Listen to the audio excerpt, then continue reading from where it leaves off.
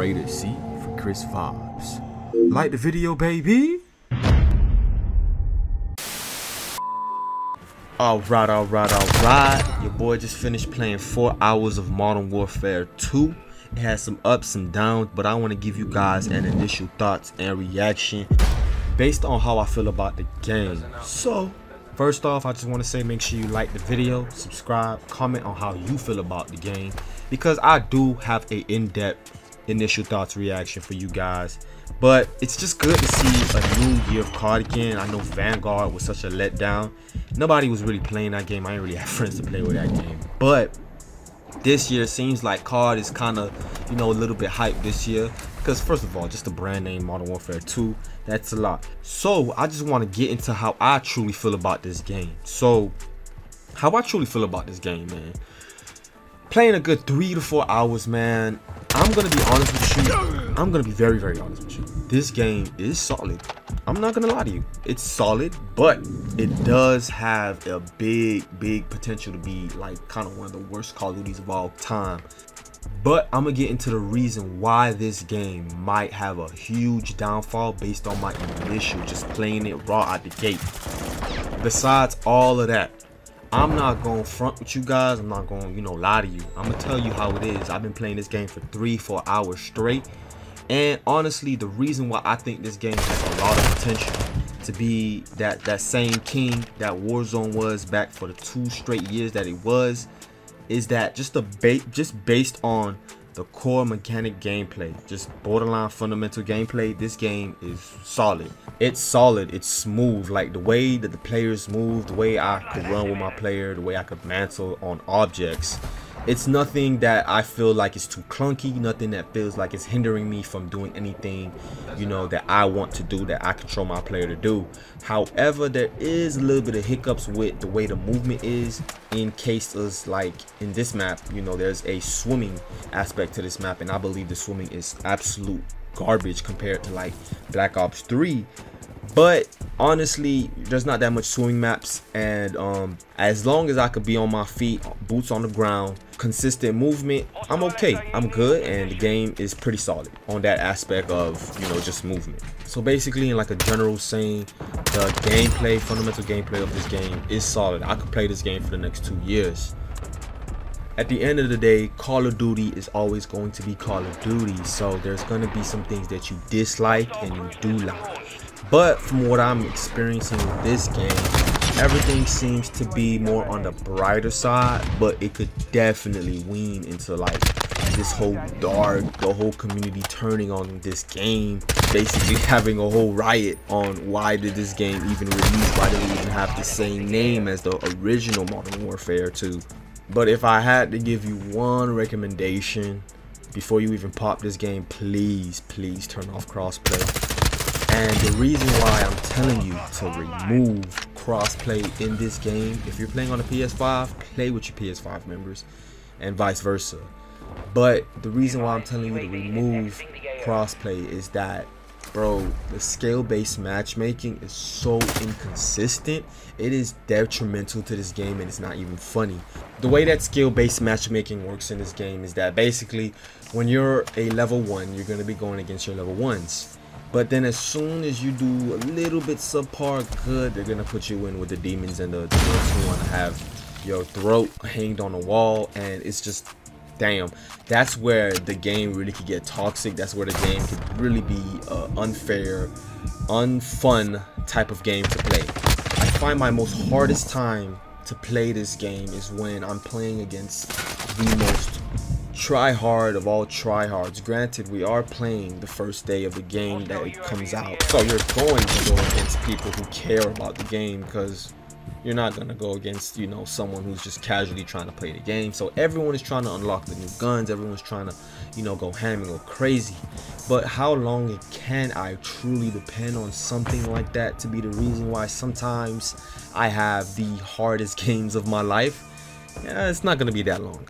So basically, I don't know the switch to this whole skill-based matchmaking based on the developer side of things, but we're gonna have to have a change on that. We're gonna have a little bit of a problem if we don't get that switched up, because that skill-based matchmaking is a problem to the fun of the game. I'm not even gonna lie to you. If you have to experience it yourself. And the thing that skill-based matchmaking also does that's really bad is it creates this whole big whirlwind of just inconsistency.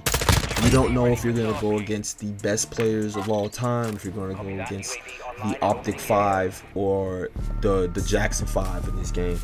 You never know. So it creates this whole like anxiety feeling type of environment to me when I'm playing this game, which kind of takes away from the core experience that I've always grown to love playing Call of Duty. So now that we got the biggest con out the way of Modern Warfare 2, it's time to get into some of the things I do like. Now, they made some fundamental changes based on what we've grown to know, accustomed to when it comes to Call of Duty. They made some fundamental changes that it could be better, it could be for the worse, but truly I can't say no to things that could be experimental. Because at the end of the day, if things stays the same, we're gonna complain. If things get worse, we're gonna complain. So why not just experiment? So some things that they changed was like the way you unlock guns in this game, the way you lock camos.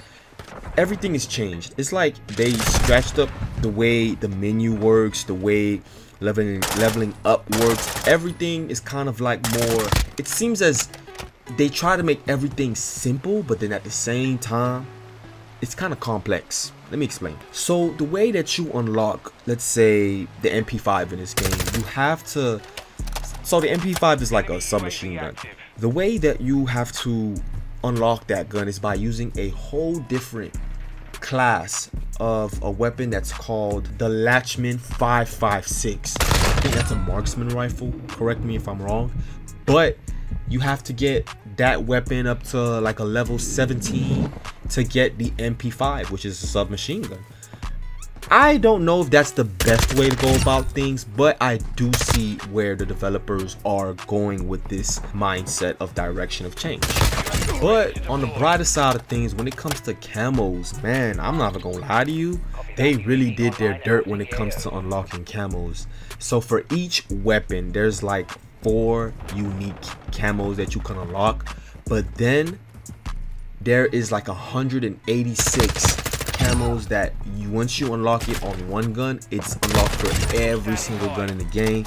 So that way, basically, unlocking camos is kind of like a universal thing to do in a game, and it's not this tedious getting headshots and doing camos, doing challenges that you don't really want to do, which is kind of a plus. I'm not gonna lie to you.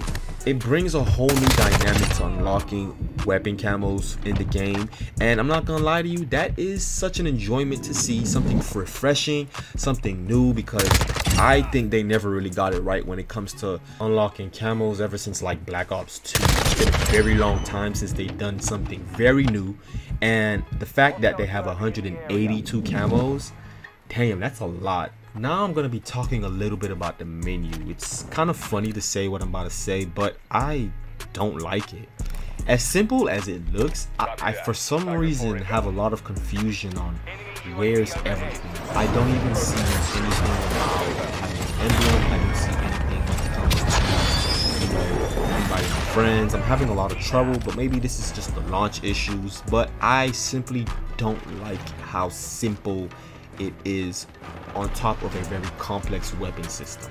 There's about 37 primary guns in the game, and each of them feel very unique. They don't feel like it's a copy and paste type of gun, but they do reuse a bunch of like the P90s and the M4s. We've seen those year after year, but generally I don't have anything too much to say about the guns. They're not that special. They don't really bring too much anything new to the game, so they're not that special, but then they're not bad. But overall, Modern Warfare 2 is a very, very solid game. I'm not gonna lie to you, I'm giving it to you straight like that. And honestly, this game has a lot of potential to do a lot worse than you think it could do. The skill-based matchmaking can make or break the game. Alongside with the community, the COD community has not been found to be the brightest community that I've ever been a part of, but that skill-based matchmaking is going to really hold the balance to how fun this game could really be. It's just a video game at the end of the day, but I'm enjoying it so far. I've had some really bad games, some really good games, including this one right here where I won my first free-for-all gameplay.